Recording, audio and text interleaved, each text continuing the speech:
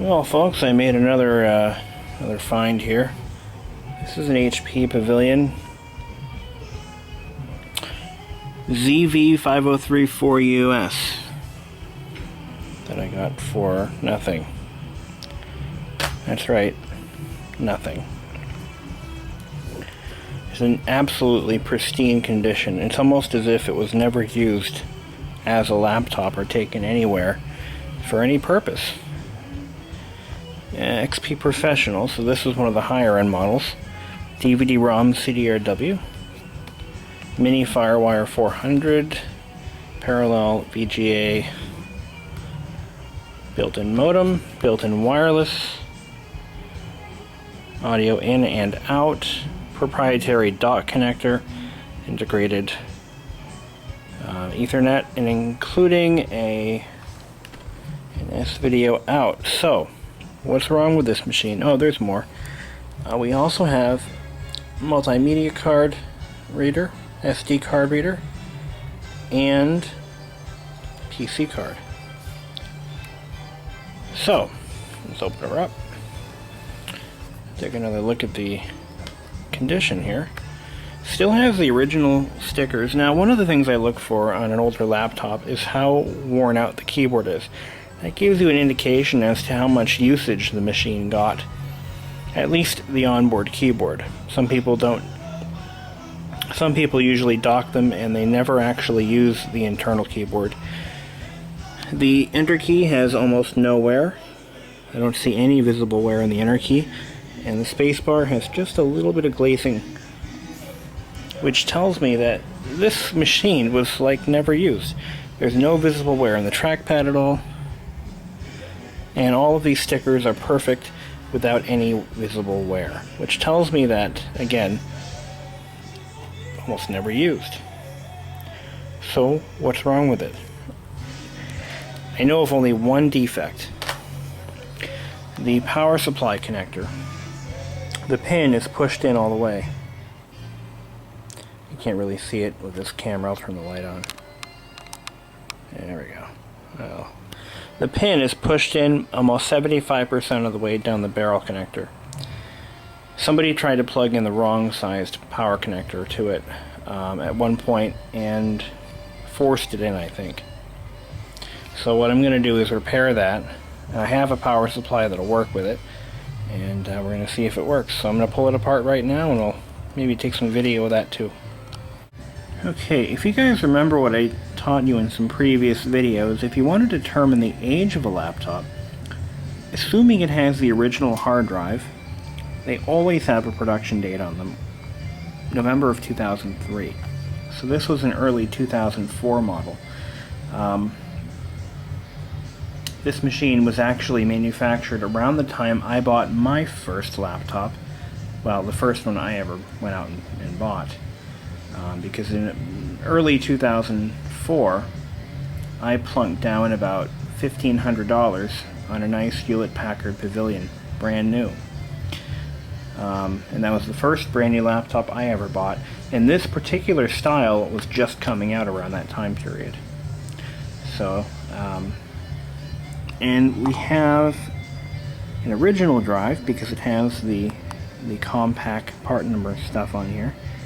And it actually is an OEM drive. See that model number? This is, let's see, I believe this is a 60 gigabyte drive. Sometimes they don't really tell you what the size is precisely. Actually, if I looked up the part number itself, it would, yeah, that's a 60. It's a 60 gig drive. If I'm trying to remember how to read these Hitachi part numbers, I'm pretty sure that's a 60 gig drive, which sounds about right for the time period. Someone's already put memory in this machine. It has a 1 gigabyte SODIMM, which was the maximum on these models. They only have one slot, and they won't take the high density 2 gig modules. This is a 1 gig DDR, and probably PC 2700 is probably what that is. One of the downfalls of these HP laptops is they do have a very low memory ceiling in many cases. 2 gigabytes would be awesome in a machine like this. I still don't know what it has for a processor, and I haven't looked into it. But I'll find out soon enough.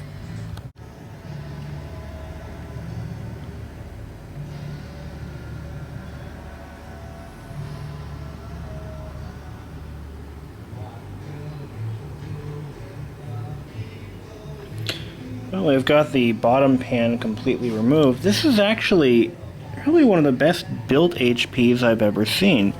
Now, as we all know, HP does not build their own products. They hire other companies to do it for them.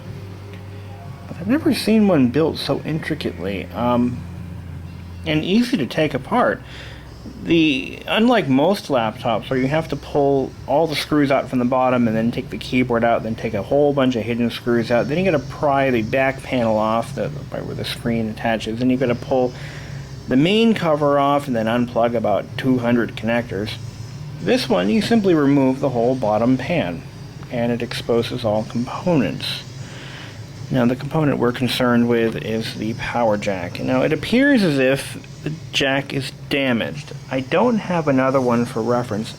I've never seen one with a pin that was so shallow, so I'm only assuming it's damaged. And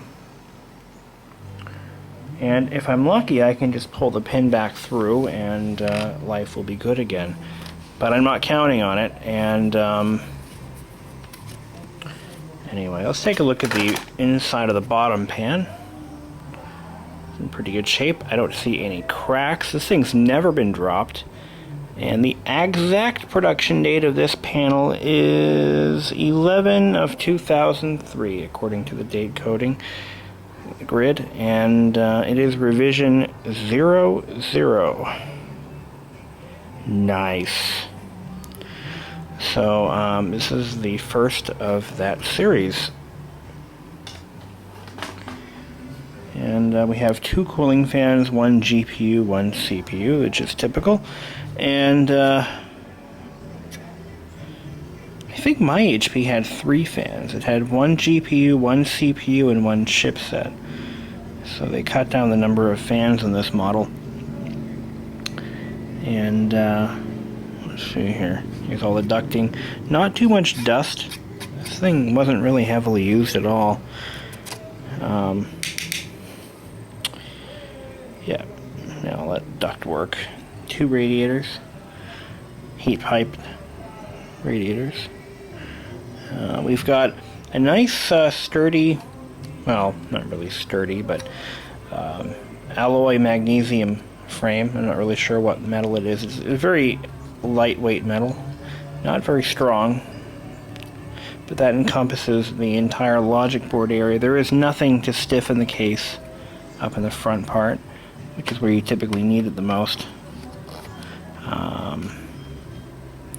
Otherwise, it's not a bad little machine. I'm going to pull the motherboard out to get to that connector, and it looks like it's going to be a little bit of work, but we'll get it done. The disassembly process on this laptop is pretty intense. You've got to pull everything off the top as well, of course. It wouldn't be that simple. And it turns out the wireless card is located underneath the keyboard. So I've got to disconnect my main and auxiliary antennas, pull that. I mean, just to take the display off, to take the motherboard, the case stiffener out, to gain access to the motherboard, which has to be removed. Basically, the laptop has to be completely disassembled for this to happen. One thing I'm noticing on this laptop, typically when I repair a used laptop, the hinge screws, the case screws, everything is starting to loosen up. This one, everything is good and tight. Like, I mean, I would have to say this laptop wasn't used much at all, if it was ever used. I mean, it's just in that good condition. I have seen better, ironically, from the same person I got this one from. I had fixed up an old low-end compact for him, so we could use it as a Oh my god. Oh, I must have missed the screws on the end. Okay, so I've got to do some more disassembly. Fun, fun, fun. Anyway, that one was almost as if it had just came out of the box. So, I found a newer assembly date. This is 12/3 of 2003. So this is really looking like it may have been purchased in 2004, early 2004. I did find a second memory slot. So what I'm going to do is yank that 1 gig out and put it up here. And so that way later on when I find another 1 gig stick, I'll put it in. This is the original Infineon 256 module. Sometimes manufacturers will hide the second slot. Dell actually hid one in this laptop here. I think it's a 7500 Inspiron. No, what is this thing? It's ironic that I have it sitting here. Inspiron 7500. In this laptop, they hid a module underneath the CPU, so you would never know it was there unless you knew it was there previously. That kind of helps make upgrades a bit harder for some people. But anyway, here it is. And we're going to go ahead and pop another 1 gig if it'll take it. If I get it running. I'm going way ahead of myself here. So, and the disassembly commences. Dear Lord, give me strength, for I have committed a sin. Well, I'll tell you what happened.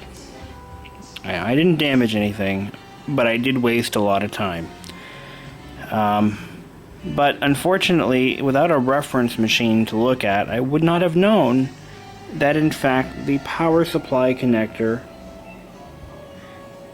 is perfectly normal. There's nothing wrong with it at all. I thought the center pin had been pushed through and disconnected from the logic board, but that was not the case. No, that was not the case at all. The pin is just very short and very thick, which is not normal. So I have to go out and buy a different power supply for this machine because mine obviously doesn't fit. You know. Ugh. Well, at least we learned how to disassemble this particular model laptop, which I've never done before. I have never taken apart one of these, this particular series of laptops. I will say it is quite intense, and there's a lot of screws. More than many, in fact. And this is probably one of the most complex of all designs. I still don't know who made this machine. I'm wondering if it was... I don't think it was a Foxconn, because Foxconn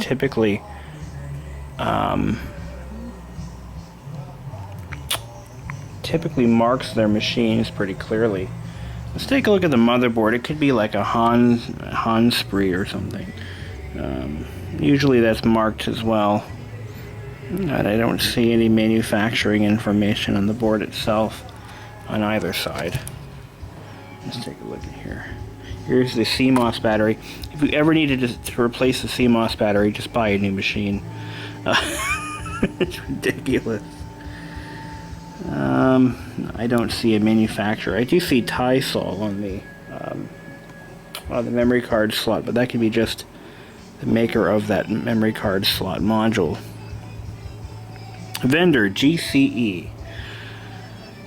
That could be it, but I don't know. Well, what I am going to do, though, is look into ordering a power supply for this thing, and I'm going to reassemble it just as is. The connector for the power input is perfectly normal. I don't see any damage. I don't even see any broken solder joints that I could fix to warrant this disassembly, but hey, I think I'm richer for the experience, if nothing else. And I made a video. Win-win, right? Until then, what I'll do is I'll order a power supply, and once I get her back together, I'll do a review of the laptop as an assembled unit. Stay tuned. Oh, the carnage.